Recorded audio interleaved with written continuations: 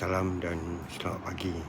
Hari ini saya nak sentuh tentang subjek yang selalu orang katakan, iaitu pasaran atau market filem Malaysia ni kecil.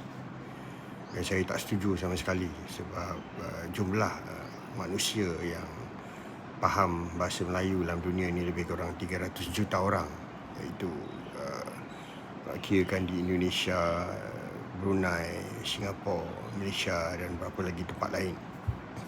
Jadi saya tak nampak kat mana kecilnya pasaran filem Malaysia tu. Yang menjadi masalahnya adalah perancangan pemasaran yang tidak dibuat dengan teliti.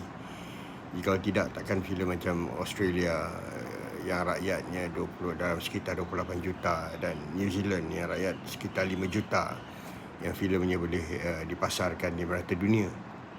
Satu lagi contoh yang agak penting adalah Korea Selatan. Penduduk Korea Selatan lebih kurang dalam 50 juta lebih, tapi filemnya yang dalam bahasa Korea boleh dipasarkan di merata dunia. Jadi itu juga membuktikan yang bahasa tidak menjadi halangan untuk pasaran sesebuah industri filem.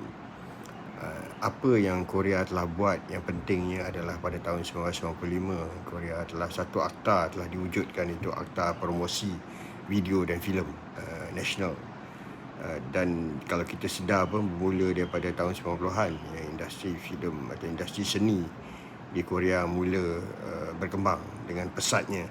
Dan lebih menarik, industri seni Korea Selatan berkembang sekaligus selari dengan industri-industri yang lain. Contohnya industri elektrik, di mana Samsung, LG telah begitu besar pasarannya, termasuk kereta, termasuk Hyundai dan Kia. Jadi apa yang masih menjadi yang kekurangannya adalah perancangan pemasangan dari pihak yang bertanggungjawab, yang masih belum dilaksanakan dengan sewajarnya.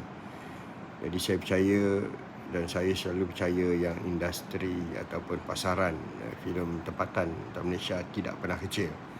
Kalau filem tempatan boleh dapat kutipan tiket sebanyak 97 juta dan 70 lebih juta di negara sendiri, bayangkan jika kita boleh merancang pemasaran filem kita di peringkat antarabangsa dengan teliti. Sekian, terima kasih.